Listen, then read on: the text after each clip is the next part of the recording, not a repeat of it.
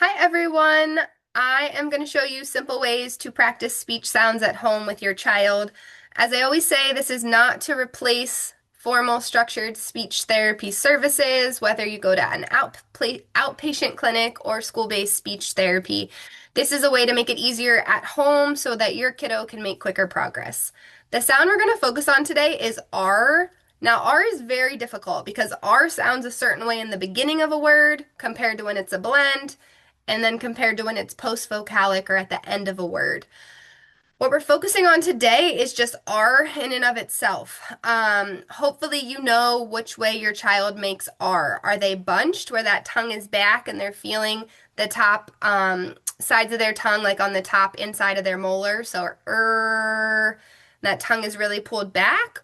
Or are they retroflexed where the tongue's going to be up towards the top roof of their mouth like almost pulled back from an L sound. Again, hopefully for you to be watching this video, you know which way your kiddo makes R. It's not always going to be the way that you make it.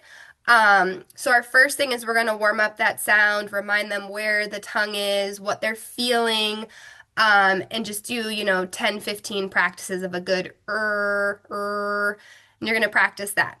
If they're ready to move on, if you are at like word level, then we can push to a syllable like rah or row. You're most likely going to want to stay away from the one I just did because those lips might turn into a W and you might get whoa. So maybe more like rah, rah, rah, rah. Again, focusing on those lips staying apart and that hard R. You might also be working on R at the end of a word instead, like And you're going to just focus again on where that tongue should be at the end of that syllable. Next, if they're ready and we've warmed up with those nonsense syllables, you would move on to word level. If their word is rat, that could be a word. You have your game, you have your toy, your activity, your coloring, whatever you're doing with your kiddo. And you're gonna have them say that word every time they drop a token, put up a block, do a color, scribble, whatever it is. Most likely you have like a target list of words. You're going to run through those. The things here to highlight is as soon as you hear it turn into a W or a Y, if you hear it become wat or yat, you're going to want to bump back, talk through it, remind them that, about their R sound, like, oop, that was a W. Remember, where's our tongue? Rat. And practice it that way.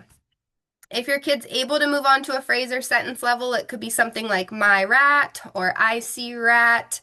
Again, this is not complex. We're just working on high repetition and taking that word into a higher level of complexity. So the phrase, the sentence. The hardest thing for your kid, if they're an art kid, is going to be being able to generate the right sound when they're just talking. So you might take that word and have them make a sentence using the word rat and see if that R sound stays or if it transitions into a W or Y or whatever their substitution is. Overall, remember, short and fun practice is the best. No more than 5 minutes. Just the fact that you're trying to do this every day is awesome. Remember to be present. You're their ears. Please don't let them continually repeat a word with the wrong sound and keep it positive. Thanks for watching. Don't forget to like and subscribe for more speech tips and tricks.